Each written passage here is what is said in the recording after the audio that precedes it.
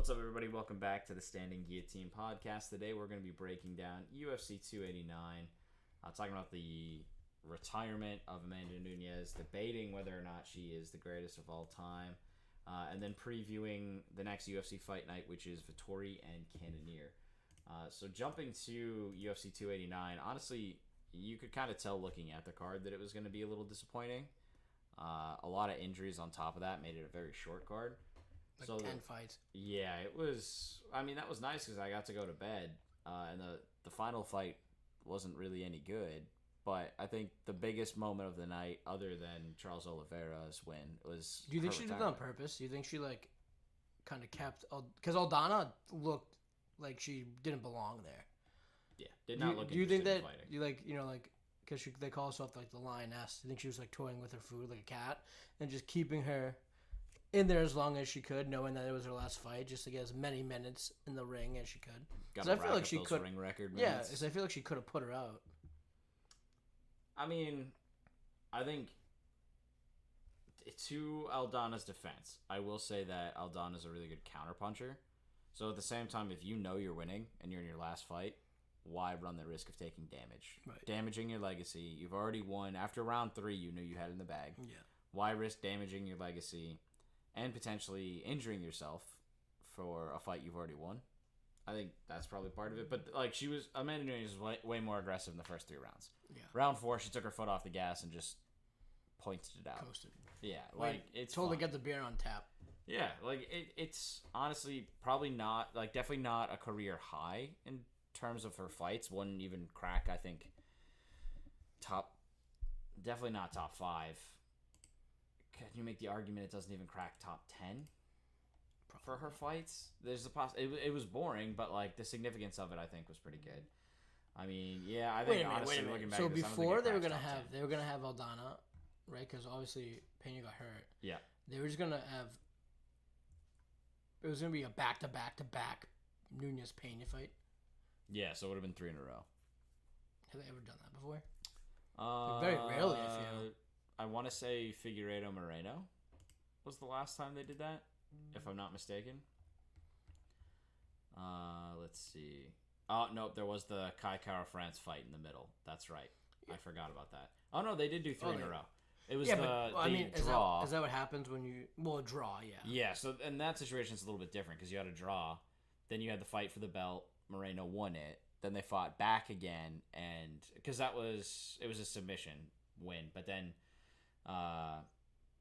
Figueiredo fought and won it back, and then there was the interim where Moreno fought Kara France for the interim, got the interim, and then defended the interim against Figueiredo, unifying the belt. So he's had 4 fights with him. That's the quadrilogy. With literally only one fight, so other fight in between. They have to fight 5 now. Absolutely not. Figueiredo's moving up. Well, I know that, but... Well, because, the way that they... I guess you count the draw. Because the draw. Yeah, so he's won 2-1. Yeah, he kissed his sister, and then he went 2-1. Yeah. So, if we look at... So, originally, it would have been another one of those 3-peats. But, I mean, that's kind of what happens when you clean out the division, right? Yeah. So, if we look at where... Because, obviously, this is a far cry from the peak of the division. But did Pena fight someone else to get, the opportunity again to...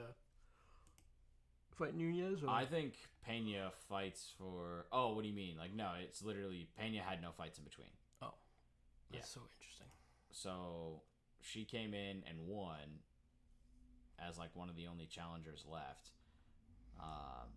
And honestly, her record isn't really stellar either.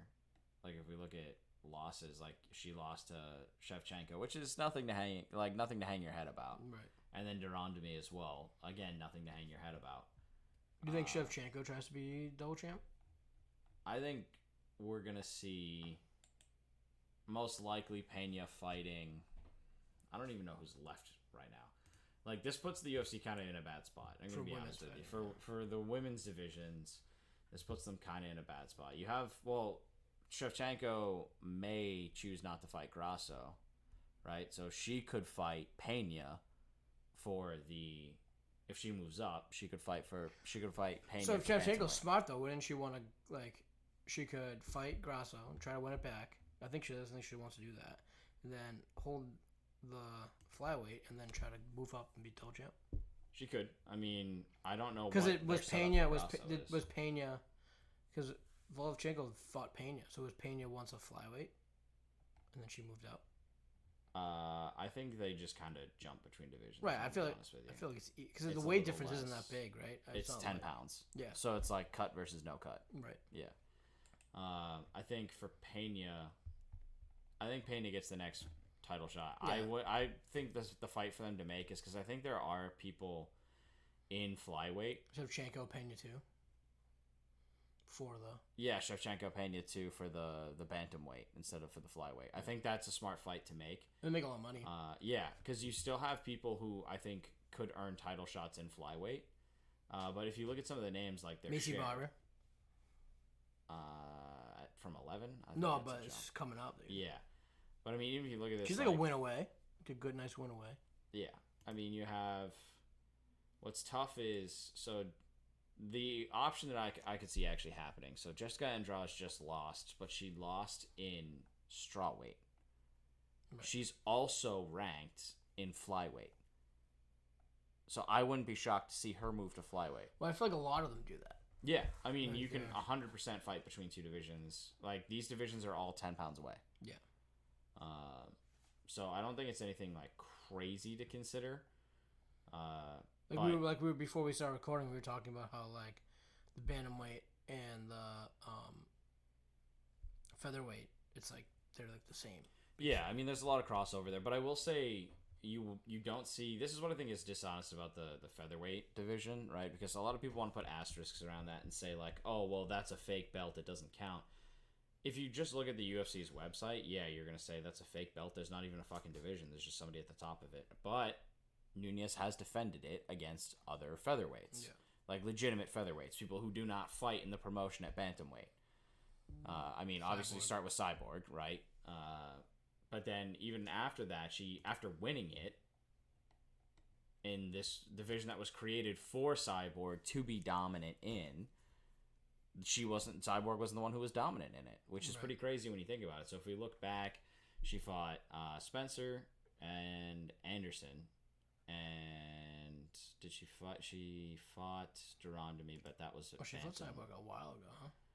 Yeah, so like even she covered. I remember watching that fight. 2021, she defended that belt, and so like this is where the argument comes down to, right? So my argument for her being the greatest of all time is very similar to DC's argument, because I think if anyone's gonna understand, it's DC. Yeah. So if we look at the fighters who have won belts in multiple divisions, it's like 4.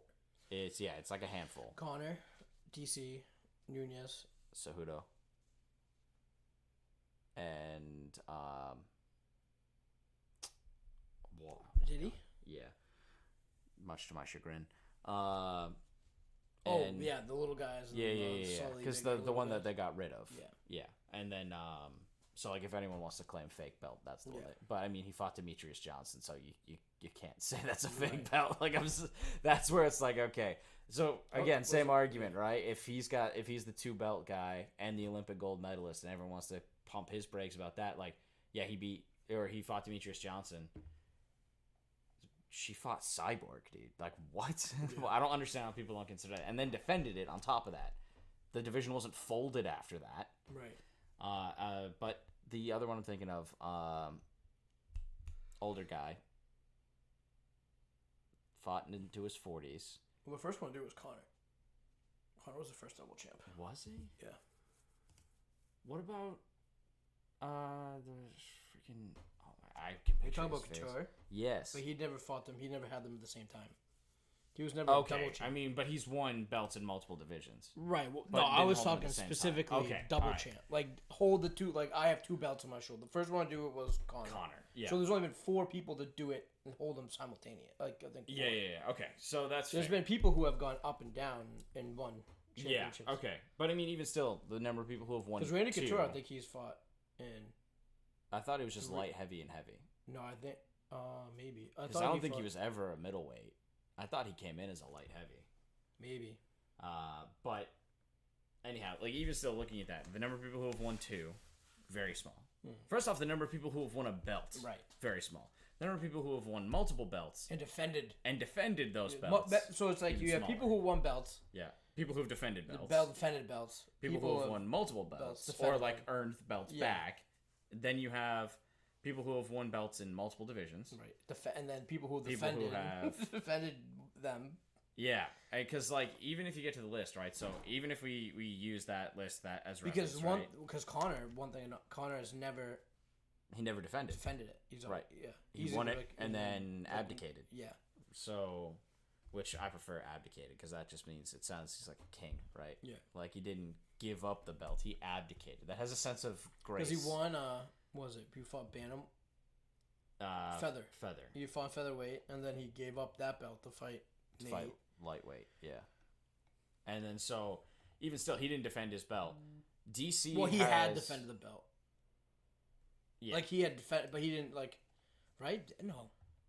Well, let's go to the tape, folks. I know he didn't defend the. Well, I guess what you call because him and the Khabib fight, there was an interim. They were fighting to solidify it. Yeah. Right. No, I think at that point he had been stripped of the belts. No, but Khabib wasn't the champion, I don't think. Yeah, after he beat what's his face? So not No, Eddie right? Alvarez. Yeah, so Alvarez, he beat Alvarez and Being got the knocked belt. out, And then he fought Khabib for the belt again. No, it was Ali Quinta. Right, but I think that was interim. But I think it's because Conor got stripped of the belt. Oh, they stripped him? I think so. When he went box, right? I think so. Yeah. I think he got stripped and then he fought for the belt. Yeah, he abdicated. Right. He went on to fucking Fight multi-millionaire status just to fucking flex on the haters, bro. So maybe he hasn't defended it. I think he's defended his featherweight belt. No, he won it versus Alvarez. Right.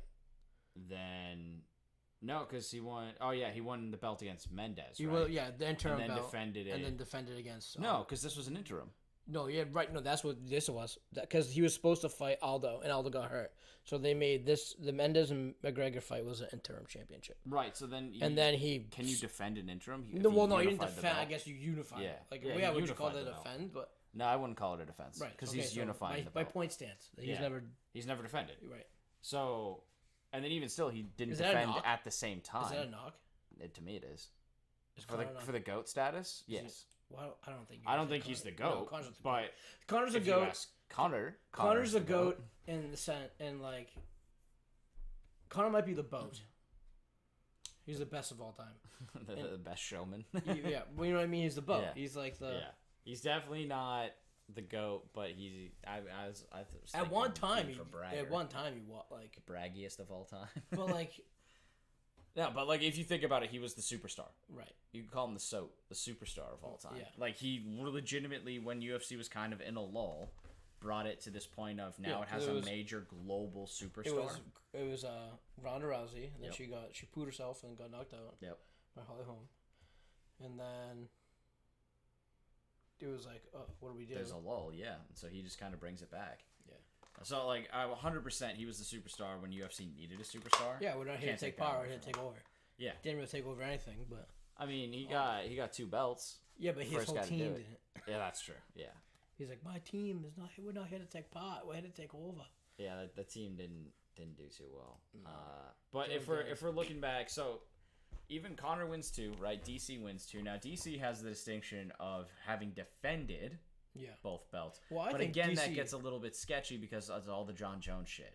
Right. So like, it's with an asterisk. If John Jones isn't there, DC is one of the probably is up for greatest fighter of all time. And that's the problem, is that it's not DC's fault that John Jones couldn't keep his shit together. Right. But it's going to be unfairly held against him because people are like, well, technically John Jones beat you. Yeah, well, technically he was roided off his fucking tits, dude. Well, like, that doesn't count. He didn't do it off roids.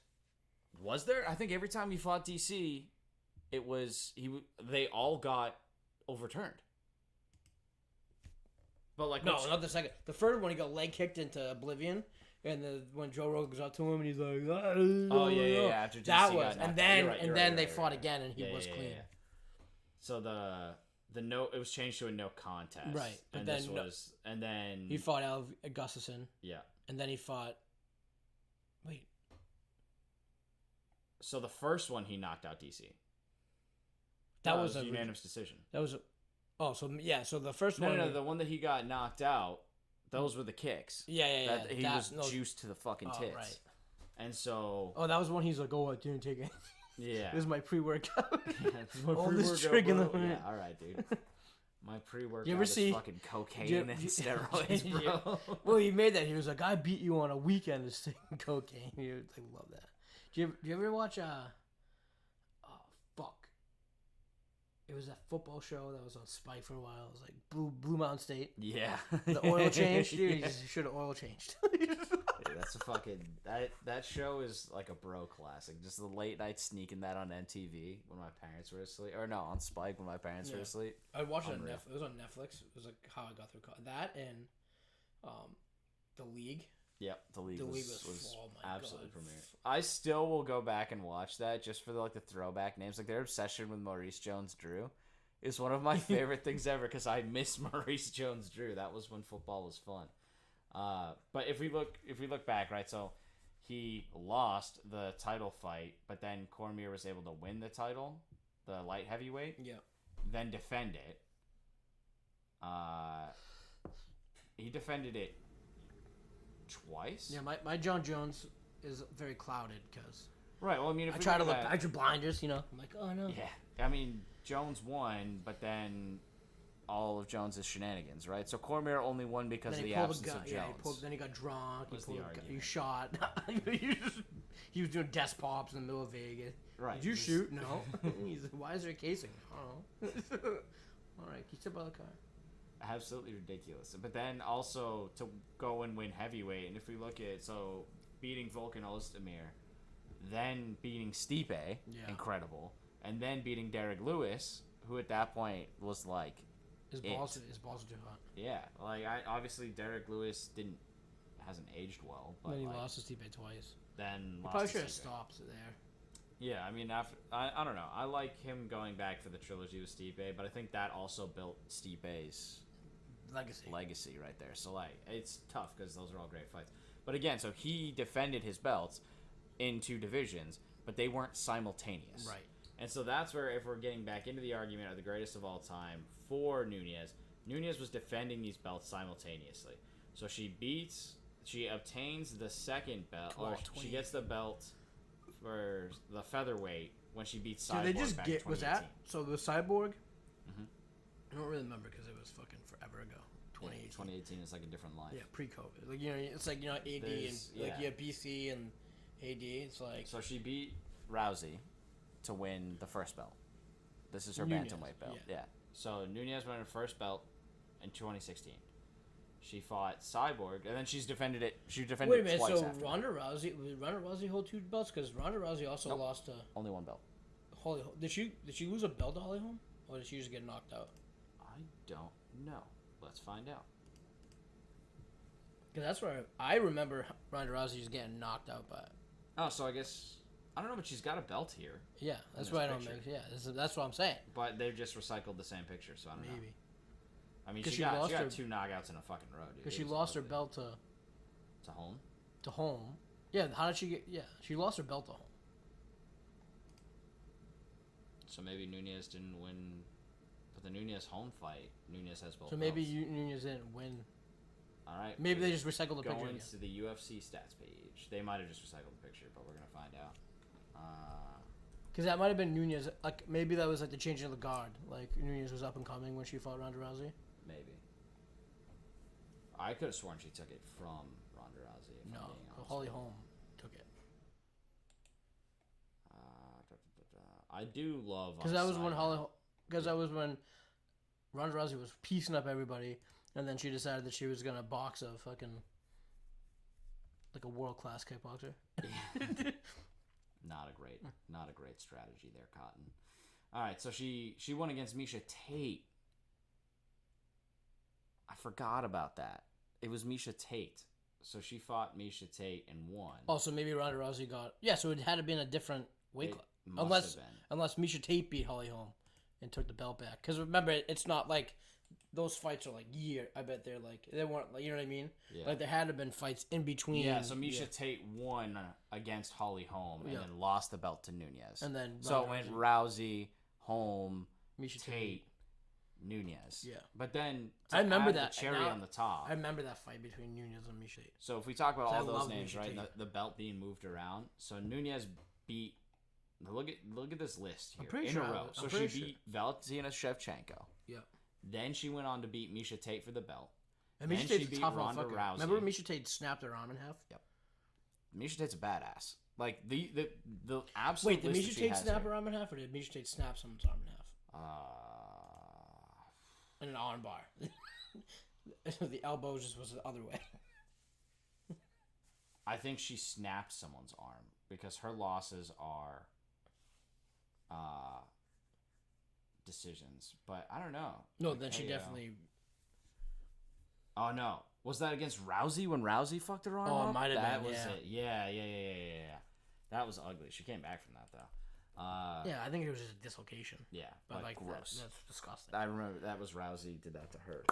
Still a tough motherfucker though. But like, let's look at this absolute list of like the killers that Amanda Nunes went up against here. So beat Shevchenko to start, right? Not an easy task. Very few people have actually done it. Right. So Shevchenko, then Tate for the belt, then defended the belt against Rousey, then defended the belt against Shevchenko. I think the only person she's lost a belt to is Pena, who lost a belt. Yeah. Defended it against Pennington, then went up to featherweight, and took it from Cyborg. Then defended her bantamweight against Holly Holm and Jermaine Durandamy. Then defended against Felicia Spencer and Megan Anderson the featherweight belt. So she's defended that one. So the difference is that not only, and then she lost the bantam, then won the bantam back, and then defended the bantam. Right. So not only has she held belts in multiple divisions, she has defended belts in multiple divisions, and is the only fighter to do it simultaneously at the same time. 2 belts, 2 different weight classes, fighting between both. And like, yeah, you can say, oh, well, those other fighters aren't big ranked fighters. Like, okay, cool. They're not ranked because the UFC doesn't count it. But the UFC not counting it doesn't mean that they're not good fighters. Like, that's what I think is kind of stupid. Like, if we're going to use that argument, then we need to discredit the belt that Cejudo has. And I don't see anyone rushing. If anything, everyone's dick riding Cejudo, which I think is unjustified.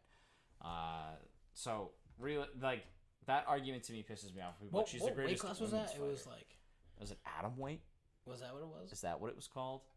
I think it's something crazy like that. Demetrius Johnson fights at. Well, no, he fights at atom weight in 1 or whatever he's in now. Yeah, he's in 1. Oh, he was flyweight. Didn't they get rid of flyweight for a hot minute? UFC had a weird. Well, no, there was a point where they didn't have flyweight until they purchased. What was it called? It was like began with a B. Bellator? No. No. Because that's where they got Uriah Faber and all those guys. WEC. Yes. Yeah. I was like, wait a minute. I know my Uriah Faber. Because I watched WEC almost exclusively. Because that was the stuff that was free on television. Because I didn't. Like, they had occasional pay-per-view events, but they were, like, dirt cheap if they were anything, I think. But if we look, so he... No, I don't think they got rid of it. Lost to Cejudo in...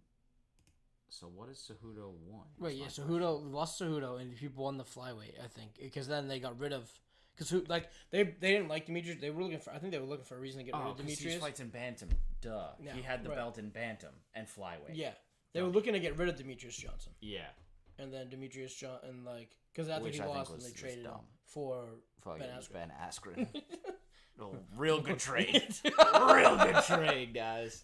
Absolutely knocked the fuck out 5 seconds into his first fucking fight for the UFC. No. Yeah, that was his first fight. That wasn't his first fight against Masvidal. I'm pretty sure that was his first fight in the UFC. No? It was like his third. Okay, well... and he wasn't memorable enough in those other ones. The best thing that he ever did was get knocked the fuck out and give them Jorge Masvidal as a quote unquote star. Because I'm pretty sure that was for the opportunity to fight for the title. But what's crazy too, so like they moved on from Demetrius Johnson, and all Demetrius Johnson did was go to 1 and win that flyweight championship Forever. Yeah, like insane to me that I think he has one of the highest title defenses, like 12. Yeah, it's actually grotesque the way that this man fights. You gotta. I mean, he's 36 years old. He's 25, 4 and 1, but with yeah. So like, if you want to look at that, then him winning flyweight and then a division that was like not real for a hot second, and is only now considered valid because you had more good fighters come in. Like, okay, so the division was weak, so you're gonna not hold that against Cejudo, but you're gonna hold that against Nunes. Drives me insane. I think Nunes deserves way more respect than what she gets. I think everyone's like rushing to say greatest women fighter of all time. I honestly think it should be greatest of all time. Did GSP hold 2 belts? He might have, but he didn't defend him. If he's on that list, he didn't defend him. He fought at what? Because then didn't he fight Bisping for a belt? Later, like he came back out of retirement, and then fought for a championship, won it controversially. We're going to the UFC stats. All right. I actually, as weird as it sounds, the UFC page sucks. Yeah, but the UFC. Right up top. Bisping, but I just don't remember what weight class it was. Well, I think Bisping only fought in the one at 185. Right. But GSP didn't fight in 185 his whole career. I think he did. No. Well, let's look back at his first title win, right? This is Matt Hughes. Matt Hughes wasn't a 185 pound. BJ Penn wasn't a 170. So yeah, he would have held it in 2 divisions, but didn't defend. So he's he defended one. He didn't defend the 185 because he's retired again. Yeah. But, like, okay, so even add him to the list. So, like, we're talking George St. Pierre didn't do it. Connor didn't do it. Yeah. DC didn't do it. Well, at least GSP defended one of his belts. Yeah. Connor didn't defend He defended the middleweight. But regardless, again, no one's done them simultaneously. Right. She's She's the only fighter to do that. If you are the singular fighter to do something that is welterweight, otherworldly impressive, yeah, then I don't even understand how this is a conversation. And the next guy on that list is DC, and DC's saying she's the greatest of all time. Right. So at some point, you got to give, if one of the greats is saying she is the great, right, you got to give more credence to that. There's not many things that that she did as a fighter that people are going to catch. Yeah. Specifically women. Maybe men. Maybe, but you could have like an absolute breakthrough guy who can fight across 3 divisions. But like that'd be the only way to top it is like the first person to have 3 belts. Even then, I don't think 3 belts beat having 2 belts while defending both at the same time. Well, if they defended 2 of them. So yeah, let's say they won 3 total, but had 2 belts that they defended simultaneously. Listen, what 3 weight classes do you think you could be able to do that? The easiest way to do that. This is a great question. Up to that's what I was gonna say. Is the lowest is like honestly flyweight, featherweight, bantamweight. Yeah, so you could do flyweight, bantam, feather. Like 135, 145, 135, 145, 155. Yeah. Arguably, though, bantamweight, there's a few good options here. Well, you could go bantamweight, featherweight, featherweight, lightweight. Lightweight, I think is decent because that's 155, and then it goes 155, 165, right? Yeah. Well, this one goes. Yeah, so feather, even feather lightweight welter isn't that because it goes 45, 55, 70, 85, 205. 205. So like that's a huge jump though. Pool, that's huge. But I mean, so 55 to 70 is fucking huge. Yeah. Like Pereira is able to fight at because it's 135, 145, 155. Realistically, probably there. That's the place that it could be done. Right in the slot. You could argue that maybe bantam feather lightweight. No, it would be still. Wait, no, because that's no. This is 155, 145, 135, 125. Yeah, that's right. So 125, 135. I don't think a 125 can really go. Yeah, I would say 135. I would say bantamweight, featherweight, lightweight. So like realistically, you could look at like somebody like Max Holloway. Right. Would be a great example. Well, even a lot of them had done that. Yeah. Like Connor fought. Connor fought feather, but like going down to bantam would be tough. But like bantam at 135, didn't he fight at 135? No, because he was feather and lightweight. Oh, yeah. Yeah. So even still, but even at 145, he looked like Skeletor, like he was dead. Yeah. So I don't think that's easy, especially you would have to have the perfect scenario in which it's not weak divisions, but these divisions aren't going to be weak anytime soon. Lightweight is, in my opinion, the one that's closest to being very, for risk of saying or a bad pun, being light in its contenders soon. Because if we look at, so you have Makhachev. Makhachev can stay there, but I think he might even move up. He's been talking about moving up to welter and getting 2 belts by fighting Leon. Because Conor has fought in featherweight, lightweight, and welterweight. He has fought in featherweight, yeah. So that's featherweight. I thought he fought in bantam. Yeah, no, featherweight, lightweight, 145, and then 155, he's trying 170. to, So I think, but then he's now trying to fight in 180.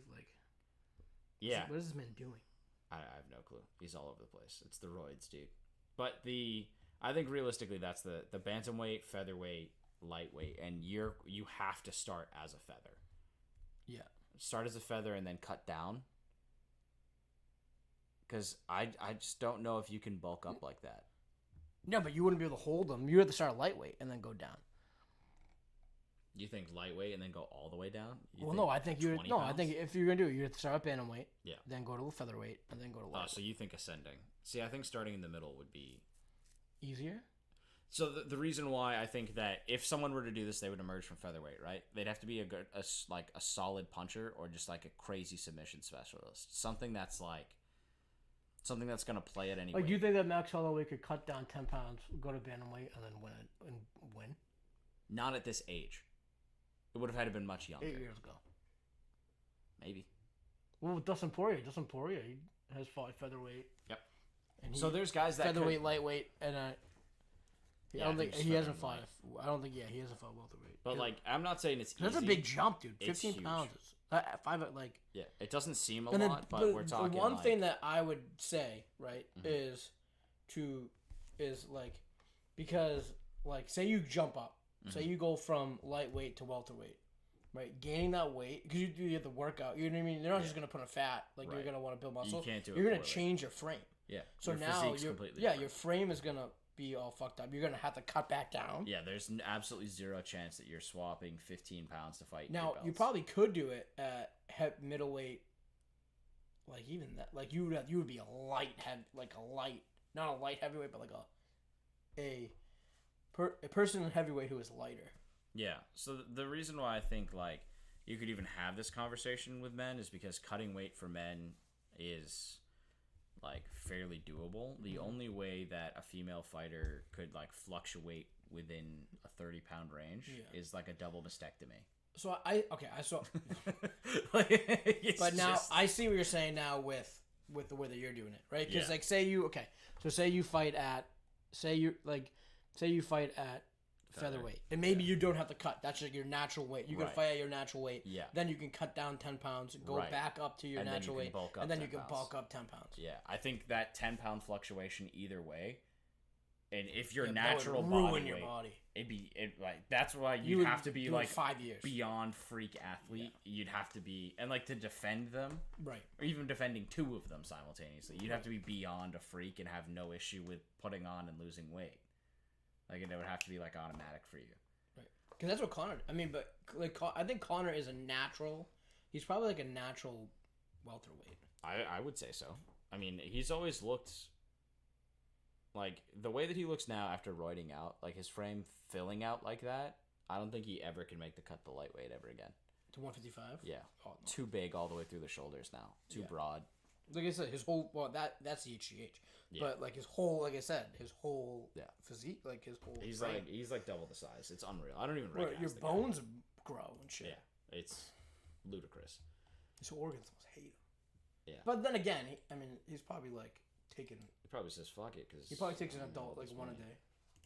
Yeah, that'll keep it simple. Let me get those Flinstone vitamins, dude. I'll be all good. I'll counteract the effects of the fucking steroids with my Flintstone vitamins. Yeah. Literally eating chalk. Just immune to steroid. Imagine if that was a side effect. Yo, those Flintstone vitamins I had back in the 90s, that shit's keeping me alive today. Who eats vegetables, bro? Who needs veggies when you got I remember, like, Flintstone I would only vitamins? eat, like, I would come to my grandparents. My grandfather would make me have one, but I would never have them at any other time ever. It's only old Right, it was people. only when I was at my grandfather's house. And that was, like, when my dad decided that he wanted to go, gallivanting in the night. So I get dropped off at Papa's. Right? You know what I mean? Pump I'll you wake full of up, he'd be like, vitamins. oh yeah, have a vitamin. He'd also give me Red Dye 40 that I was like highly allergic to. Beat you with a palm. Yeah. With a pillowcase full of soap. Take your fucking vitamins and take this Red 40, you bitch. But with the rest of the main card, there are some other stories to come out of this other than Ryan's abusive past with vitamins. We have obviously Think the you other heard us? big fight. They're probably getting upstairs. He hears the Man nonsense. can't hear anything, but you hear that. He heard Flintstone vitamins and he's having Vietnam flashbacks. He probably still has them. Probably does. There's like band-aids from like Expired 95. in In New Hampshire, I have like 1992. the tattoo, like legitimately from 97 because they're from the fucking episode 1. Oh, the Phantom Phantom Menace. Menace, dude. Let's go. They're like the tattoo like band-aids, dude. Yeah. Like everyone's like, oh, look what I found. I'm like, I want those just because it's hilarious. Like, If you were to ever do like a sporting event, you have to wear one under your eye like it's eye black. still had a Darth Maul. Dude, rocking the Darth Maul look, that's intimidation right there. But the other big story, other than Ryan's painful childhood, is Charles Oliveira, Beneil Dariush. This one didn't even get out of the first round before Oliveira just put away Dariush. And what's crazy is that now we're looking at Oliveira Islam 2. And I still don't think anyone touches Makhachev. There's levels to this shit, man. I think he's gonna like. I saw this really funny post. Like, here's the Oliveira. His head movement looked a lot better than it did in his fight with Islam. If he trains, continues that development, and continues with the defensive wrestling style, making sure that he is controlling the tempo and pacing of the cage, he'll still he won't get finished in the second. He'll get finished in the third. So like the best that you achieve is you still lose. Yeah. But you buy yourself an extra round. And yeah, a little bit of that is a disrespect. But, I mean, you got to love Charles Oliveira. I think he's a very entertaining person. I did hate the fact that half-pound cut, like, not to throw shade at DC, but there's absolutely no way DC actually made that weight with the towel trick. Oh, yeah. Yeah, 100% nonsense. Well, they mentioned that, too, because he Yeah. came in at, like, it was, like, 154. It was like a half-pound over. Who? DC. No. Oliveira came in. Oliveira, And he was like, yeah. He was like, and they were like, He was like not a fucking statement, around. yeah. He's like, look, I can make this weight. I didn't love the fact that... he looked terrible. Yeah, I mean, they both look terrible making that cut. They're not young guys. Dariush The one thing that's looks- crazy is parents do it with him. Yeah. I mean, absolutely incredible. I mean, his story is just so good. I think he's the guy that you want to root for, but I think Makhachev is going to be the next two-belter. I legitimately think that he's a guy that is realistically a welterweight who's fighting down. And I think I think Charles Makhachev Oliveira is a shocks the welter. world. Just to be devil's advocate. Just got that punch. I want to root for. Yeah, I kind of like. I would rather have Charles Oliveira as the champ. I like him. I don't really have anything against Makhachev other than arrogance. Has I Makhachev guess. lost? In the UFC or in general. He's lost one. But I don't think it was in the UFC, right? I don't believe it was in the UFC. No, not. Let's see. You know what I just realized? I have been mixing up Drew Dober and Nate Landwehr in my head for a long time. He did lose. He lost his debut. He got KO'd in his debut. So he can get KO'd. Yeah, he can get caught. But, I mean, he can What also round? KO. First round. Must have just Literally got a minute caught. 46 seconds in. I've never seen that fight, but I'm going to have to go back and watch that and see what happened. But, I mean, he also demolished Dan Hooker. If anyone's going to catch him, like, look at the people, like, the punchers that he won against. So, like, Dan Hooker And he did it on purpose. He was like, and Bobby Green and even Dober to an extent. Those guys are big punchers, and he had no problem. Islam's just a machine, dude. He is. And like I was watching, like the Nelk boys went to Dagestan and they trained with him, and that guy is like no bullshit. Like the one thing that you have to say about the Dagestanis is like that is their life. Yeah. And like they take it serious, and I think it also has to do with like a religious thing too. Yeah, like, I mean it's like, sacred, right? Like that level of devotion stems from like their belief that everything's all tied together, right? So their devotion to God is exhibited through their wrestling and through their strict regimen, right? And that's in a way for them it's worship. Like I've talked about my appreciation of Muay Thai before and how it's more than just fighting for the culture. For them, it's that same element. And that's just hard to go against. But like, it's hard. That's just hard to fight against. It's also an intimidation, especially factor. when you think you have God on your side, dude. Yeah, well, I mean, a lot of people think they have God on their side. A lot of the fighters both come in saying God's on my side, and clearly that can't be the case. Or in the case of the fighter that fucking won, and then said that it was Jesus who helped her win. Being into history and being a history teacher, one of the complexities that often keep me up at night is thinking about that. Is like in war, like you go to war, and like obviously like both sides are like, oh, I can't lose because of God, and then yet like someone loses somehow their faith isn't shattered. What it is they, rather than turn around and point the finger at God, it becomes internal self-rejection. God has the most fucking bubble wrap of any fucking deity. It's unreal, dude. It's not like, oh, God let me down. It's like, no, I let God down. And it's like, can you fight hard enough, dude? Can you, like, oh, no, this guy had premarital sex, and so therefore God burned our entire fucking country to the ground as recompense. Like, dude, chill.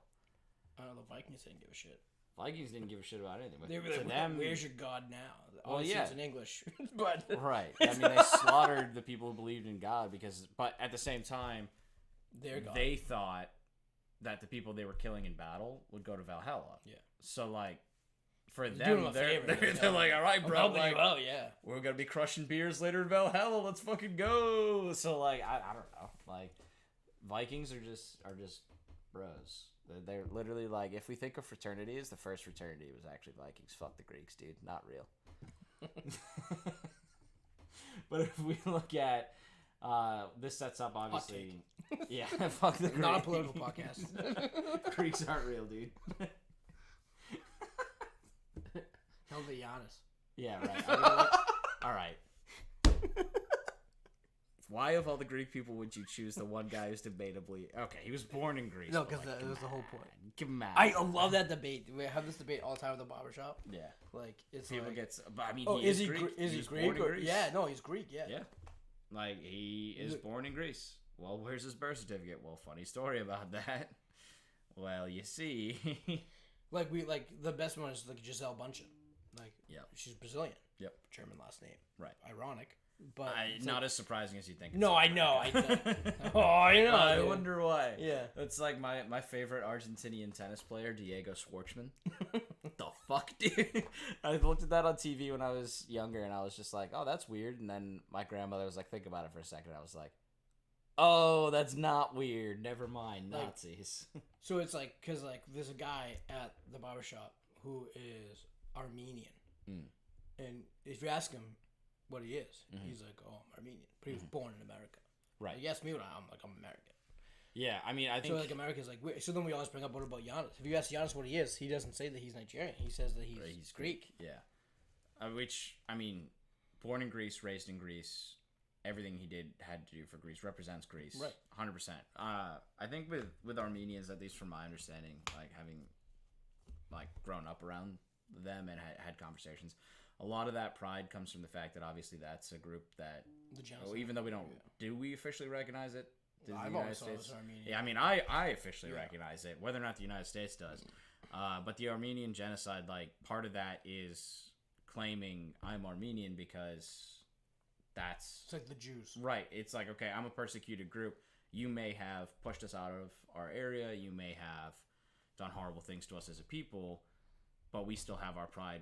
We're not gone. Right. We didn't. So like I think that's a little bit different. So like I can see that having that sense of. It's just interesting. Yeah. No, I definitely. It's like it's like the nationality versus like ethnicity. Yeah, I think that's weirdly enough, like a lot of people say that that's a super American conversation. But I mean, even if we look at we talked about this earlier on the podcast, though.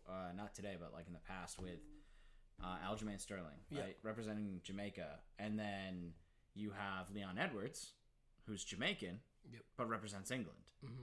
And England doesn't seem to have a problem with that, but they have a problem with someone like, why am I now blanking on his name? Yeah, I remember.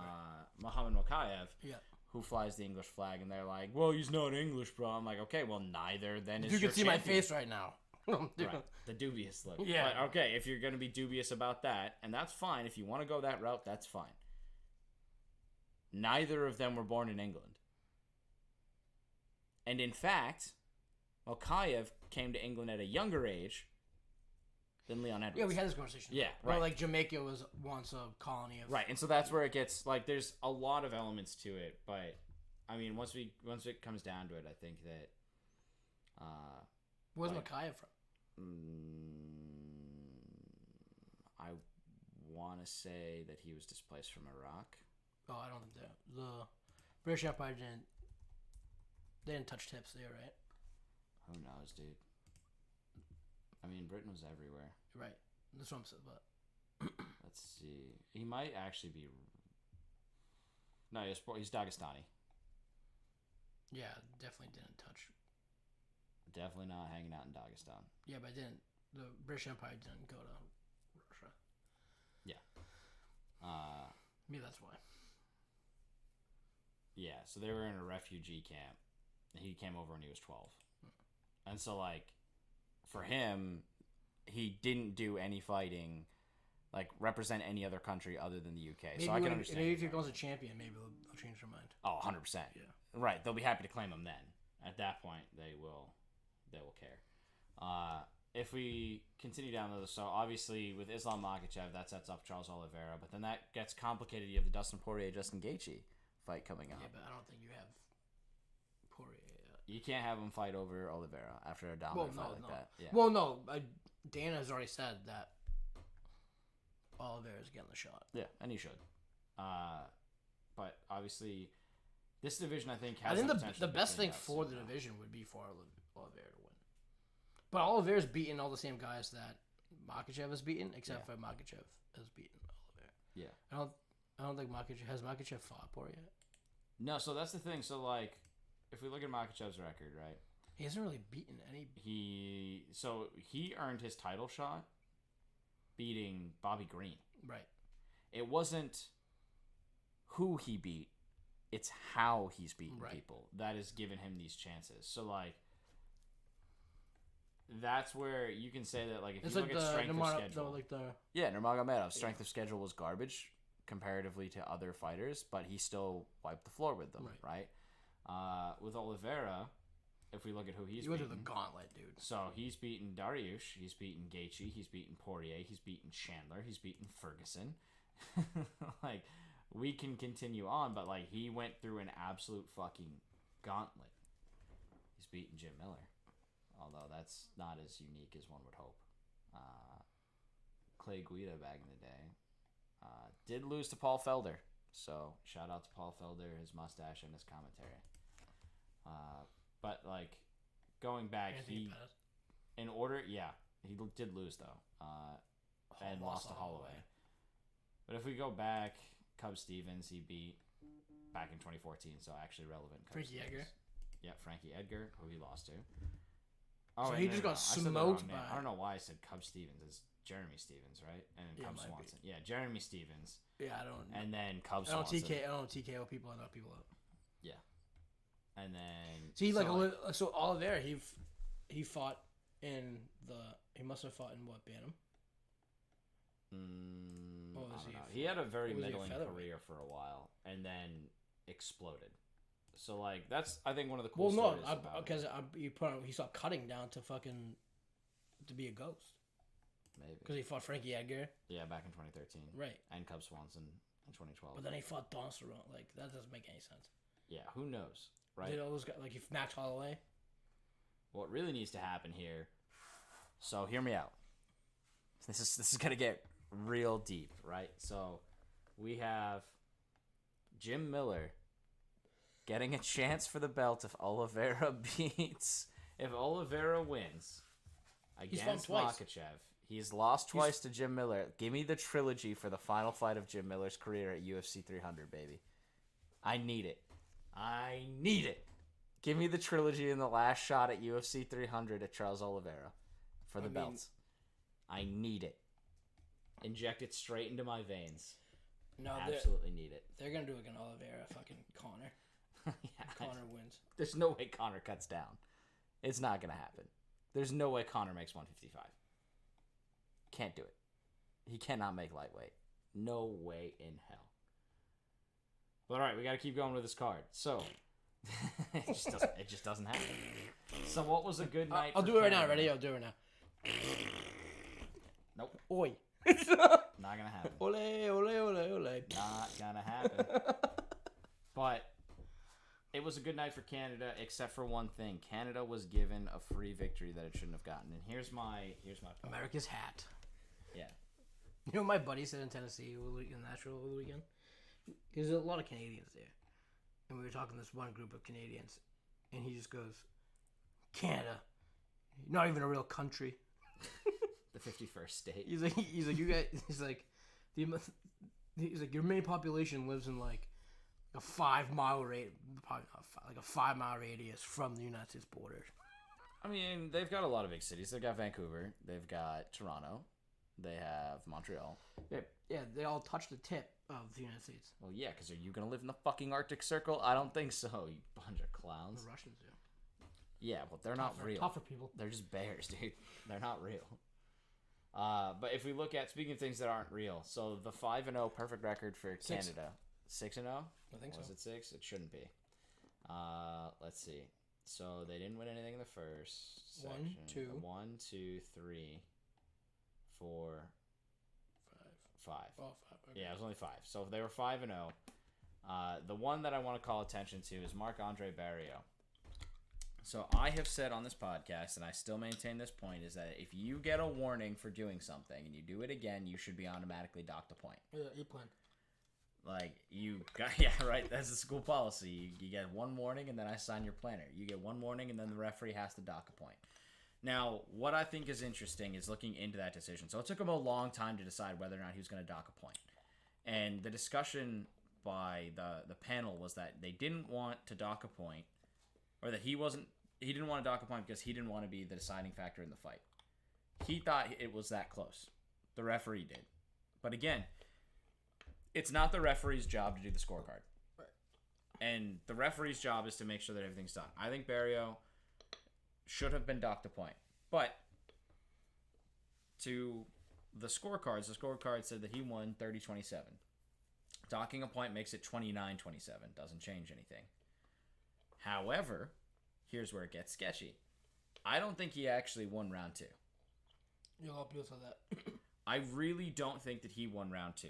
I think that the judges were afraid that the point was going to be... Like, with all the controversy surrounding judges, I think the judges were trying to make it so that Canada won. And try to avoid this big controversy. You don't want that fight to be marred like that. Now, it did get fight of the night bonus, so both fighters will end up getting a little bit extra. But if I'm Eric Anders, I'm actually pissed. Can he protest? He could, but it's not like he can't protest the judge not taking, or the referee not taking a point. Right. Even if you can overturn that second round, he'd still lose. I don't think he did enough to win the fight. Let me put it that way. We said draw. I think it should have been a 28-28 draw. Yeah. The third round, he definitely gassed. I give Marc-Andre Barriault rounds 1 and 3. But he should have gotten a point deduction in the second, and that would have made it a 10-8 round, and then we would have had 28-28. I think that's how that fight should have gone. I think it should have been a draw. Canada still would have been undefeated, but I don't think that they actually won that. And that's one of the things that pisses me off is, like, with all this controversy surrounding the fighters, with all this controversy surrounding the judging, this to me is a problem. That we have a scenario where they're afraid to make a call because of crowd reaction. Now, I will say the Rogers Arena, it was absolutely electric. That was a great fight environment. Those guys were screaming, like, even in a quarter-packed environment for the early prelims, they were screaming the whole night. Yeah. That was like I loved the environment. I loved the fight. The fights themselves were mediocre, other than like a handful of them. The lot. Yeah, the Mike Mallet fight was huge. Yeah. That was a good one. Charles Oliveira fight was huge. Yeah. I was enjoying the Imavov fight before the could not continue because the accidental clashing of heads. That opened up an absolute gash over Curtis's eye, and then just couldn't stop the bleeding, then couldn't see. The Suda Vicious fight was good too. To some extent. Well, I just think it was a good comeback. Yeah, I think. But another one where the decision was sketchy, in my opinion. No, I think Maverick won the first round. Yeah, but I don't think they gave her the first round. Maverick didn't win the first round. I don't believe so. What? So technically, what happened was that was considered top control, and she was attempting the submissions from the bottom. So, yes, Vicious, I think, won the first round, even though it looked like she was in a bad spot. Maverick dominated the fight the first round, and then she just like, I'm fighting. It was like one of those things like, oh shit. I think her biggest problem was that she just got outsized. Oh, the length. Yeah. It was absolutely massive. There was no, like, that armbar, well, it was in a tough position against the cage to get the armbar anyway, but she didn't have the length to keep her legs around her. Right. Which was actually pretty crazy to think about. So, hold on, pulling up the card here. Or the scorecard here. Okay, they did give her the first round. For some reason, I thought they didn't give her the first round. I mean, they're stupid as shit, but not that fucking stupid shit. I mean, I don't know. It had Sal D'Amato and Chris Lee on it. I wouldn't be shocked. Those are the two that were. There was one ref that was going back and forth between judging and reffing. Yeah, I think that was that the guy who didn't take the point in the Barrio fight. I don't remember. Like he. Oh, I think you mean Herzog. I think. Hold on. On this card, I mean Herzog does ref. Let's see.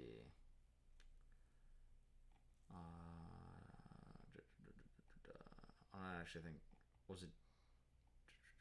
Maybe Mike Bell. Oh no, it's Jaron Valil. He did the earlier fights. He was on the cards for the earlier fights, and then that was the guy who didn't take the point. Yeah. I was gonna say that, but I didn't want to sound like a retard. But... No, you're right. I didn't even realize that he was on. So he did the earlier fights. So he did the Dvorak-Erceg fight. He did the... Yeah, so, I mean, that's really interesting is that he was thinking from a cards perspective. Yeah. And really, you shouldn't have that. It's fine for, I think, those guys to I remember cross. That tidbit. And then, this whole time I've been thinking, I wonder... That was it. It's the same guy. That's a really good point. So, that just kind of adds to that. He was thinking about the cards, and that's not his job at that point. Yeah. But when you're doing the same job in the same night, it's easy to blur those lines. Because Herzog does cards, but not cards that he's the referee on. Right. So that I think is weird. Or maybe he did one, but it wasn't. It was like an early fight that didn't really matter. So for him, even still, he definitely came in with a little too much judge when he shouldn't have, and I think he should have just taken the point. And that should have been a 10-8, but that he doesn't control the 10-8. He doesn't control the card. Yeah, but second round. Does his input influence? I think if he takes the point, I actually think why I would still expect him to win is I think the judges would see that the point was taken and then they'd give it a 9-9 round because they wouldn't want to be the ones to make that call to make it a draw. Right. And then in that case, he'd still get the win. But if you think that he won the second round. Yeah, but I still think the judges are going to be like, well, the point was taken. We'll just leave it at a 9-9. Even though I don't think it was close. I think the judges are a bunch of clowns. The other big fight that I want to talk about, so this is a good storyline here. So Steve Erceg came in at the last minute. So this was supposed to be David Dvorak fighting up against Matt Schnell. Yeah. Which, for Dvorak, that's a huge opportunity. He was the number 10 guy. He would be fighting the number 8 guy. Imagine coming and beating the number 10 guy. Absolutely insane. So Erceg comes in and wins very convincingly at that. Yeah, it wasn't even close. It was not close. And now Erceg went from not even in the promotion to now he's the number 14 rank. And Dvorak fell all the way from 10 to 15. Right. That's a huge. He's gonna get like he's like 2-3 fights away from. He's way out of the picture now. No. I'm talking about. Oh, Urseg? Yeah.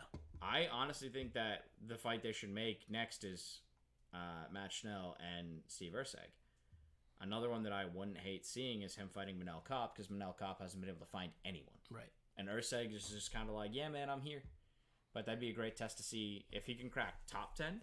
If he beats Manel Kopp, then one more fight, he could very well set himself up for a title run within his first few fights in the UFC, which would be insane. Now, that's a lot of ifs. A lot of things would have to go right for him.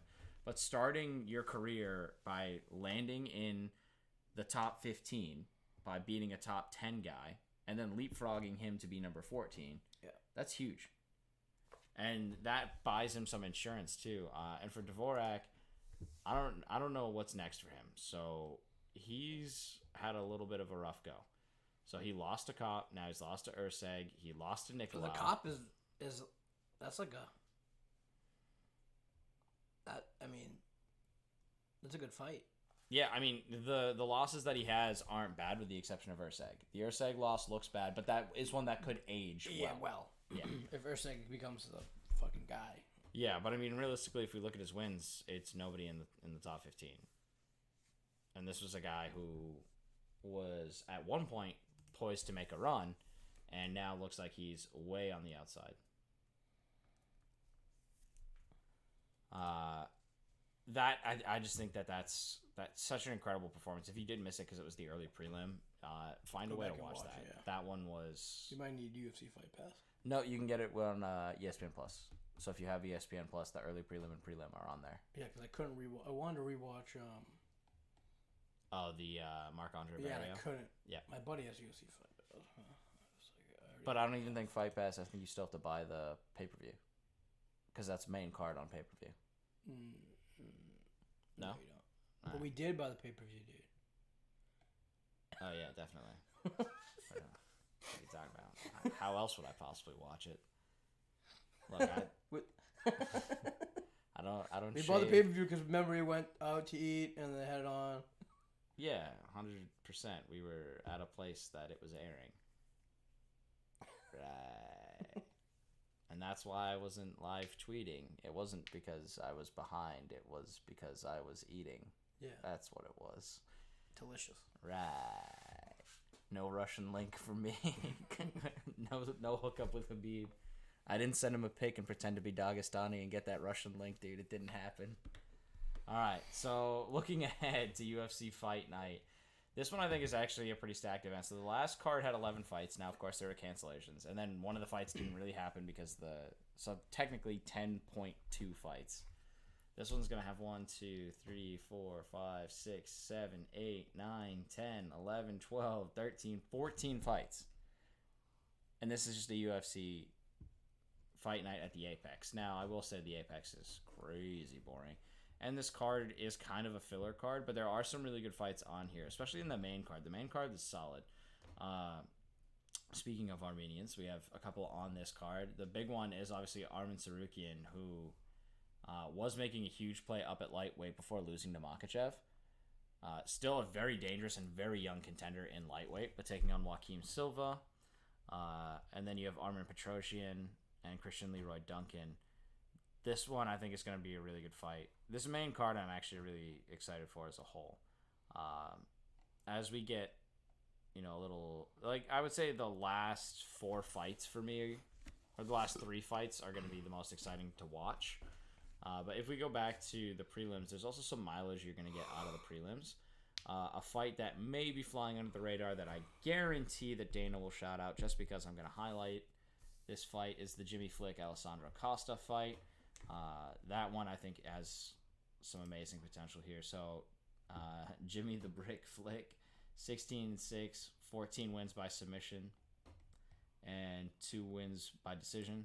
So, and then you have Alessandro Costa, or Costa. I don't know why I said Costa, but Costa again, another submissions guy. So we're gonna expect to see. He does have some knockout power, but this guy lost to Albazi and hasn't fought since. Yeah.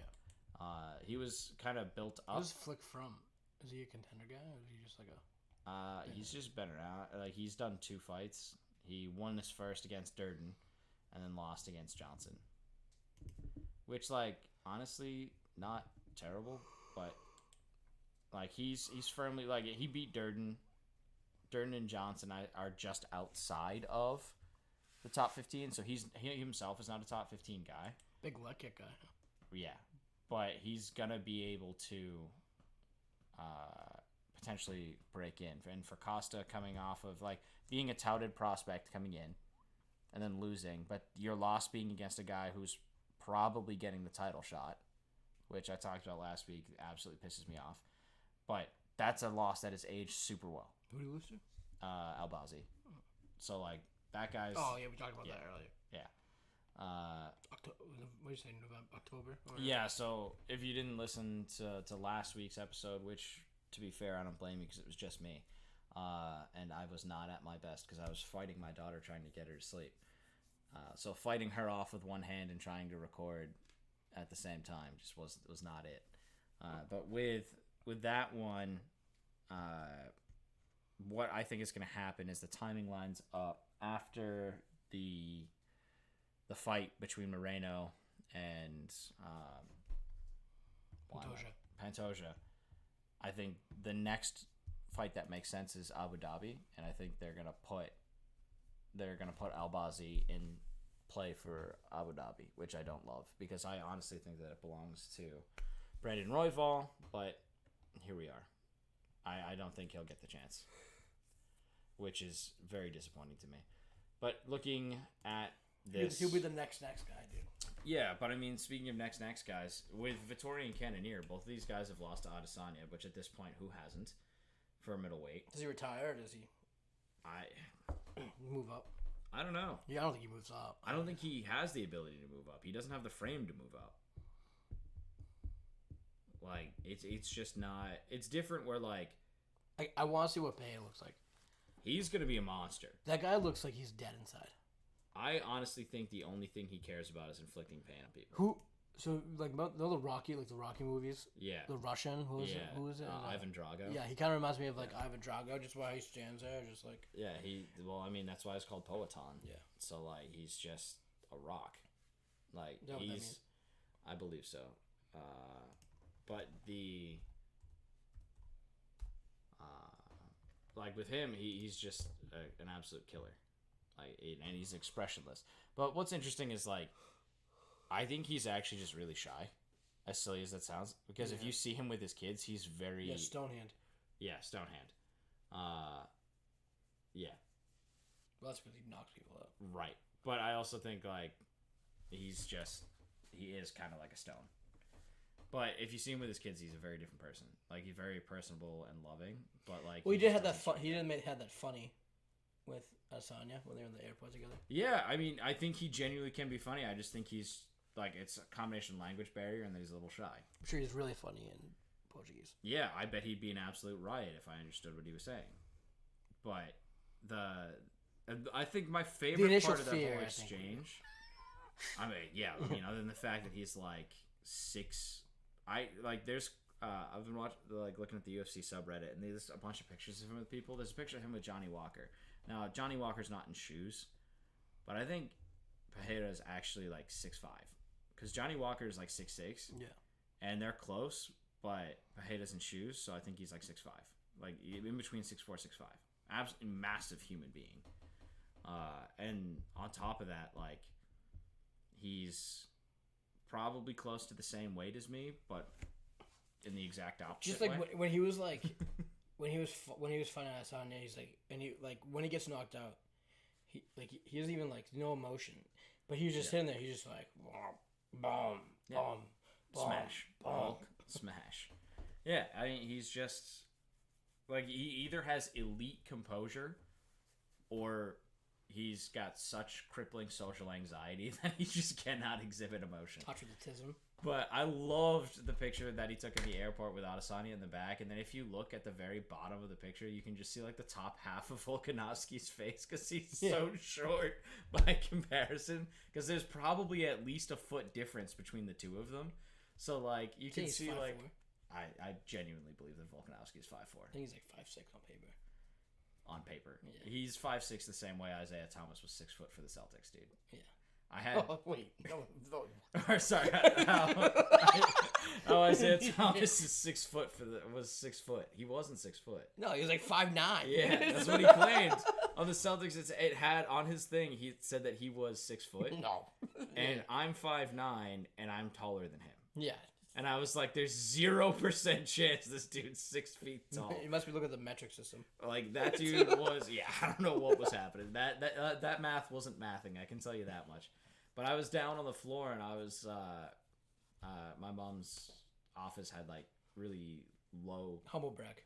Yeah, I mean, we get some pretty sweet tickets, but that's the, like, one perk of my mom finally making the move into working in the city is, like, now we get, like, I've gone to, I can't even count how many Sox games in my life, like easily over. Or I'm in triple digits for sure.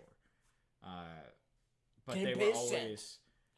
No, I've paid for a lot, but they were always like cheap bleacher seats when the Sox were garbage, and so, or like on the left field. Well, they would pay you. Yeah, like basically, like I'm behind a pole. I can't see things. I'm just there to get absolutely blasted and enjoy the environment, maybe fight some people in typical Boston way, right? But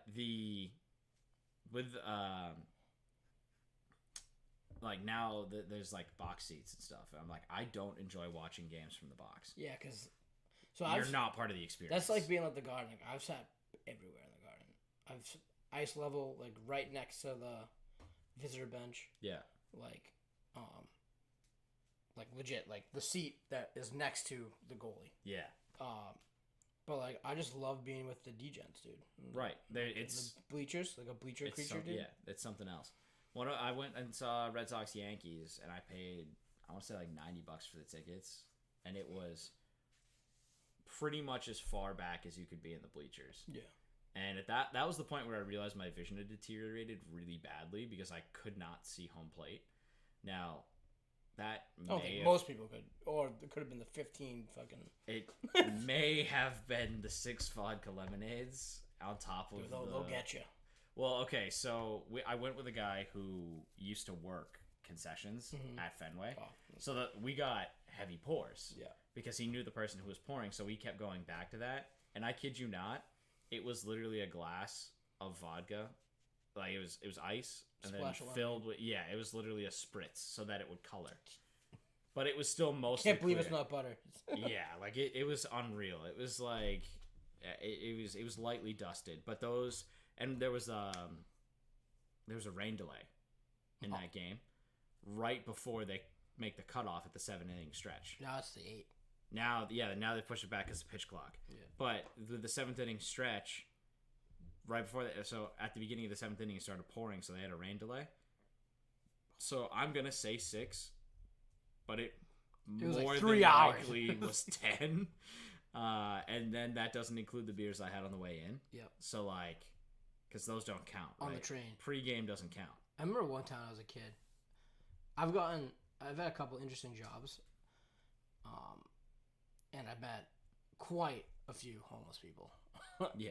And I'm like being on the train, like being 18, trying to sneak like beer into like on the train because like that's what I don't know, like that's what I did. Yeah, you put it in your pockets. Well, why do you think I wear cargo shorts? No. I like put a beer in a water bottle, but it was a clear water bottle. And the guy came over to me and he was like, "Hey, word to the wise, if you're gonna drink a beer, it's like put it in like a ginger ale bottle because it hides the color." And I was like, oh, like that man's been around the block. That's a man who drinks on the train. Also, when I was like 14, I sold newspapers outside of like Dunkin' Donuts. Yeah. One of the Dunkin' Donuts that I sold newspapers outside of was right outside of train station. So you meet some people, dude. Absolute characters. Yeah, and this one guy told me to always keep a napkin in your wallet. He asked me if I had tissue on me, and I was like, no. Like, no, I don't have a tissue. He's like, oh, you always gotta keep a napkin in your wallet, so before you eat a girl out, you can clean her puss. And I was like 14 me was like... Expert advice. Yeah, thank you. Yeah, I'll you gotta wipe it down. I'll save that one for later. Now you have the beard, so it takes care I'm gonna be honest with you. I don't think in my experiences with women I don't think I've ever had experience with, like, hey, I should probably wipe this down, dude. She's not taking care of it. You don't care. Dude, like, snatch you eating, buddy? You're gonna fucking I mean, if this is dust the it kind of, off. this is the kind of guy who's looking for tissues from random dudes outside of a Dunkin' Donuts by a train station, then this is probably... I mean, Boston women don't have the best character. I remember one time he stole my seat. He was like, "Oh, you're not using that," and he like sat down on my chair, and like this guy in a suit was like, "Come on, man, get the kid out of the seat." That's the thing. One of my favorite pastimes growing up was not having a sled. What we would do is we would rip the seat off of the train. So like, you know how they had those like 2-part seats with the, like those weird 90s like scuzzy colored like rainbow and gray shit. Mm-hmm. Those peel off if you pull hard enough. So we used to take those off of the train and use that for sledding. I've So, not done that. That's some absolute townie shit. Yeah. That's some pure degeneracy. Yeah. Where'd you put it? Like, get it No, off? we just left it at the park after No, we were done. like to get it off. Dude, Oh, we just walked off with it, dude. Where'd you get that? I don't know. Fucking might have found it, Fell man. off a truck. I mean, like, is anyone gonna stop you? Police, maybe. What police? I don't know. Yeah, I guess. It's the transit police. What are they doing? They're worried about the homeless man who's furiously masturbating in the corner, not the 12-year-olds. Looking for a napkin. Yeah, he's looking for the napkin so that he can eat the puss, dude. Not the 12-year-olds who are out here stealing. It's just funny because you're like, why are you drunk at 6 o'clock in the morning? And then it's Why like, aren't now, you drunk well, at now 6 you're o'clock like, in the oh, I morning? get it. Now I get it. Yeah. How the existence of life has got me down bad. I need this alcohol. You at didn't 6 start in the morning. drinking, you just never stopped. Right. Yeah. Like, or slept, or I see. showered. Probably haven't eaten. Sir, you are on a bender. You are not someone I should be listening to. Give me life advice. Man's day hasn't started. It hasn't ended. Yeah. He's going on 3 weeks. Yeah. No sleep except for what he gets when he blacks out on the train and pisses himself, dude. He did smell like pee. Yeah, he definitely passed the fuck out and pissed himself. That's what the napkin was for. Someone's gonna eat him out and he need to clean up, dude. Like, what? Oh my god. Alright, so we've gone way beyond what we need to. But obviously, Vettori Cannonier coming up next. As much as I hate the UFC Apex, I am going to watch that. I still don't think either fighter gets the next title shot, but I think it's we were talking about how if he's not it's not the next guy, it's the guy after. Yeah, the next guy. Yeah, this is a battle of the next guys. Which, again, if I were to hazard a guess, Vettori looked a lot cleaner in his last fight. It was more boring, but he like outpoints the guy with using leg kicks. Well, it could be, like, you never know, because like I think they want Duplessis to get the shot. Oh, I 100%. He's never ever said that Whitaker. Like, I don't think he's come out and said like this is for the title shot. Whoever wins this. No, I mean he hasn't said it. So like, but usually he's good. This sets up some interesting storylines because obviously we have Whitaker Duplessis coming up later in the year, UFC 290, which really isn't that far off. It's in July. But if we look at this, so in a little over a month we'll have a better idea of the picture. But Marvin Vettori is 3, Jared Cannonier's 4. Both guys have lost. I would say that Marvin Vettori has had better fights with Adesanya than Jared Cannonier did. Jared Cannonier's fight versus Adesanya was one of the most boring fights I've ever seen because at least Vettori like stood and banged.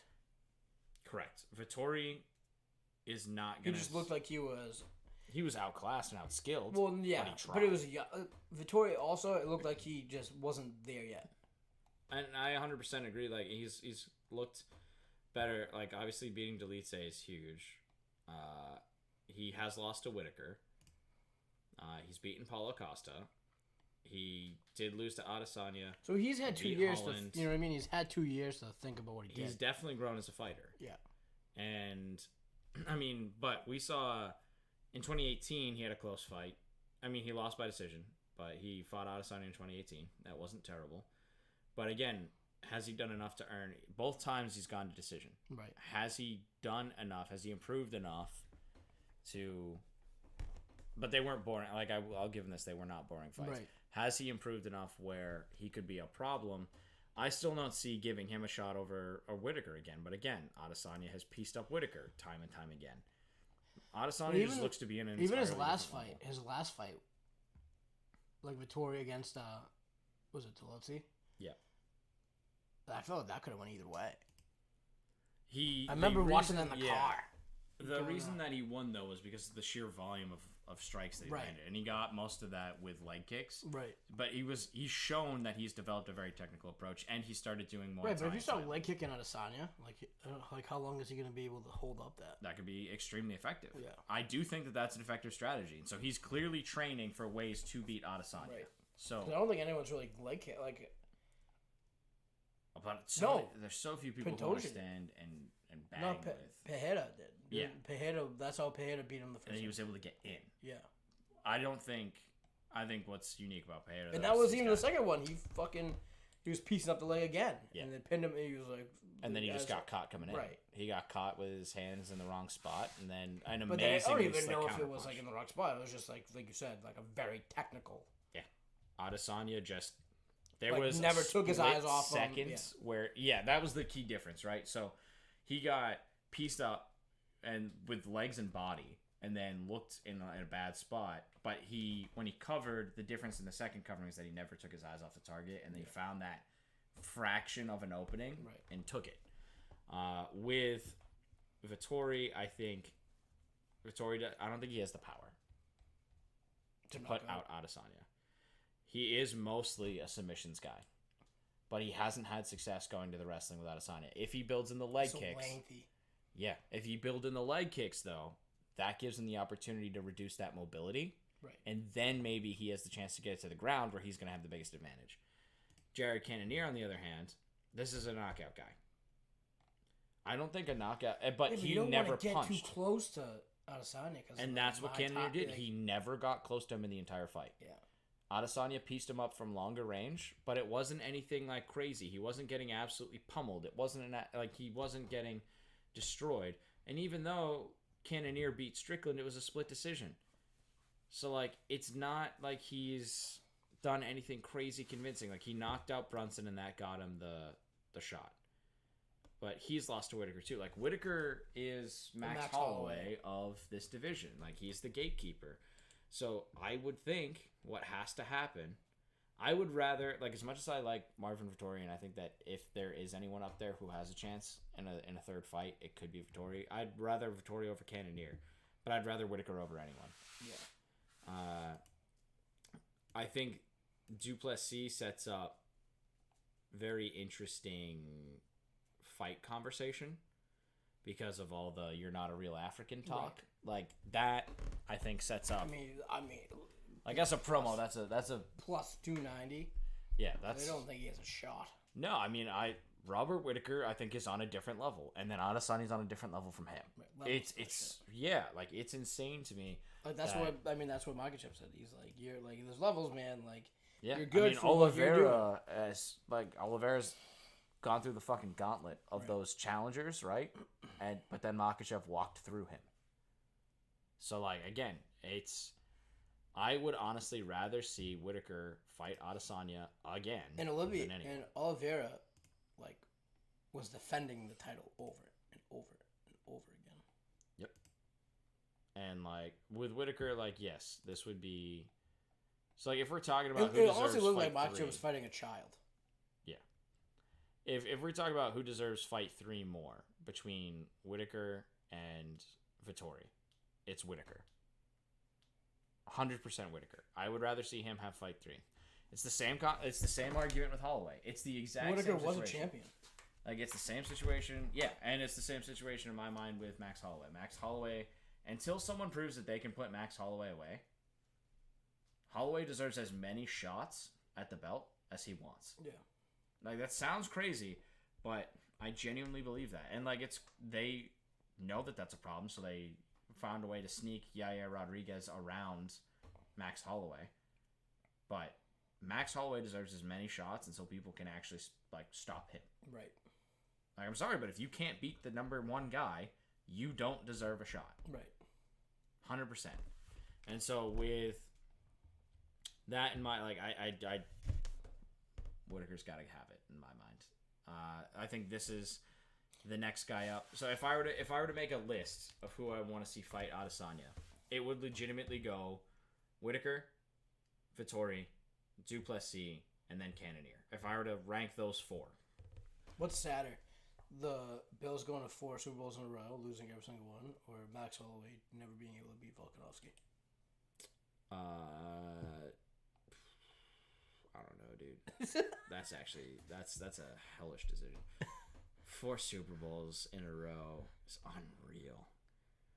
But losing that many belt attempts, that's so tough. Yeah. It's an absolute awful. Why would you do this to me? If Volkanovski beats, I would rather see Volkanovski Holloway 4 and Holloway going 0 for 4. I mean, who do you think feels worse? Joe Kelly? Was it Joe Kelly? Yeah. Yeah, Joe Kelly or Max Holloway? Joe Kelly. 100%. Because, if you look at that, and then you look at the success. It wasn't really Joe Kelly's fault. I mean, no. They went wide left and wide right. And then they met one of the best defenses in the world with the Giants defense with Bill Belichick. Yeah. I think. Who was it? It was, fuck. Who was the end? It was a psycho. He said it was the greatest DN he's ever fucking. I honestly wasn't that big into football until I was 10. And that was only because my dad liked football. So, and that was when the Patriots started being good. So the two just kind of aligned. People call me a fair weather fan, but I'm still a fan of the Patriots, even though they're dog shit right now. Yeah, I think honestly, Holloway deserves shot number 4. If nobody can come up and claim it. Now, obviously, the hope is that Rodriguez wins, but I think for me, it's that's so tough though. The second best 4 times in a row. If it goes either way, 4 times he loses. Oh, it was Jim Kelly. Jim Kelly. Yeah. Joe Kelly's his nephew. Oh yeah. That was the fuck up, right? Oh, it's kind of he won the Canadian Super Bowl. That's not real. We already discussed how Canada's not a real country. Yeah, that's all stupid. But yeah, if Lawrence Taylor. Oh yeah, duh. How did I not know that? That one I do know. Wait a minute. Dude, imagine this name. Ready? Pepper Johnson. It's an all-time name. Did Max Holloway? I don't think Max Holloway has ever won a championship. I think he had an interim. No, yeah. Oh. This is the UFC featherweight. He was the featherweight champ. So Oh, okay. He has at least one. I So I think for the Bills it's worse No, I was talking about fighting. What's more demoralizing? Yeah. Going against, just knowing that going against a guy. Be fuck it, I'm not gonna win, but I'm gonna do this shit again. I'm gonna run it back. But having 7 losses, 3 of them to one man is absolutely wild. Was it 3 or was it 4? No, he hasn't fought him Volkanovski 4 times. 2, 3. Yeah, so he's lost to Poirier, McGregor, Bermudez, McGregor, Poirier again. And then Volkanovski. While defeating literally everyone else. Yeah. So even Yair Rodriguez, absolute nonsense that Yair. I get you need to have someone new come in because you can't just have these two guys fight each other every 3 months. But I would rather watch these two fight each other. But that last fight wasn't even fucking close. It was so tough. But then when he fought Arnold Allen, it wasn't even close. It's insane to me how on a different level Holloway is compared to everyone. Yeah. He's something else. But looking at the rest of the people in that division, nobody else deserves a shot. Absolutely nobody else deserves a shot. And I think it's the same with middleweight. I think he has to go up. I don't think he will. I think he would rather slam his head against the wall that is Volkanovski over and over and over again until he breaks through. I think that's more likely. I think what you could see happen is Makhachev go up and Volkanovski go up. So Makhachev may end up... Because lightweight, I legitimately think, is going to be an empty division in a couple of years. When they all retire. Yeah. Like, if we look at... Well, that's what usually happens, though, because they retire, and then the people in Bantam move up. Yeah, I mean, you have... Because that's what Poirier did, like all those guys did. So, Makhachev, I think, is going to move up. And then you have Oliveira, Poirier, Gaethje, Dariush, Chandler. Chandler's very relatively old. young, though. Nah, he's before like UFC. seasoned. He's had a lot of fights, though. I don't think he's had that many UFC fights. I think he's only had Not that many UFC fights, but he's also lost in ugly ways. It's not... The way he fights is not sustainable. 1, 2, 3, 4, 5. Yeah. And he's had wins in 2 of them, and the other ones he's been knocked out, except for Gaethje. But the Gaethje one was a fucking war. Yeah, it was. You cannot fight those fights. And then he fought the shell of Tony Ferguson. Yeah. And then... The leg kick. Beat the ever-living bag out of Tony Ferguson. Which, like, one of the most depressing things I've ever seen is a side-by-side gif of Tony Ferguson's... Do you remember his, like, crazy ground side movement thing that he used to... Like, he tried to pull that out before Chandler, and he doesn't have the ability to do that anymore. Then he destroy his knee. Yeah. Absolutely depressing. Although... Realistically, I think because that was supposed to be the fight. It was supposed to be Ferguson and Nurmagomedov. Was supposed to be like that was like. I remember. I always wanted to watch Ferguson fight McGregor. Yep, I would have loved that. That to me is a lost era. That guy has CTE. That guy's going to jail. Ferguson. Yeah, he pled not guilty to his drunk driving thing. He's going to jail. It's like it really is done for Tony. It's sad. Fall. Yeah. Like, just seeing where his life has gone and seeing, like, the mobility gone, the crazy athleticism, and then him still just, like, smiling like crazy in the face of being rearranged. Yeah, it's just gone. He doesn't have it. But, like, if we look at the rest of that division, too. He's like, a freak athlete. So, Rafael Dos Anjos isn't going to be around much longer. He kind of had, like, the freak athleticism that Yair Rodriguez does. It's just, it blows. Like, wait, is that who? Wait, who's fighting? Yair Rodriguez. Yeah, that's who's fighting. Volkanovski. Yeah. Yeah. Because he has, he's like. I think he's a great fighter. Angles. I just don't think that, like, Volkanovski, I think is going to run through him. Like, Volkanovski runs through everyone. He's going to do some crazy shit and be like, dude, what the fuck are you doing? Pop! It's like, all right, that's cute and all. I'm just going to fucking throw you across the ring. Because, like, it's like, it was going to be like, remember, like, Indiana Jones when the guy comes over? Yeah. He's like, whoa, whoa, whoa, whoa, whoa. All the sword flourishing. He just pulls out the gun and shoots him. Just be like, all right, we're done with this. Yeah. Just be like, Yeah, everyone's like, that's not a fair fight. It's like, I don't give a shit, dude. Like, I'm alive. He's dead. Fair fight this. But, like, if that's not the most Han Solo fucking thing in all of Indiana Jones, I don't know what is. Yeah. Like, as much as I love Harrison Ford, like, those characters are iconic, there's so much crossover at moments where it's just like... That was Han Solo. Yeah, that was Han Solo. He let the Han Solo he did shoot first. Yeah. Han always shoots first. Just ask Leia. Anyhow. Bang! Got him.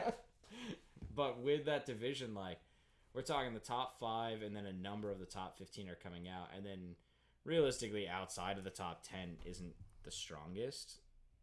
So I think that division, if anywhere, that's going to have an opening. That's going to be it. I hope it doesn't become a retirement home for Max Holloway. I would not like that. I think Holloway needs to continue his epic fights with Volkanovski until the end of days. But that takes us to the end of our extremely long-winded episode. I think this made up for last week. It was a shorter episode, and it was just one person. So we definitely made up for it this week. It's fun. This was fun to definitely get back in it. Yeah, and definitely after the absolutely garbage start to the week, this is a good way to have a little bit of fun with it. So thanks again for listening. We will catch you next time. Peace.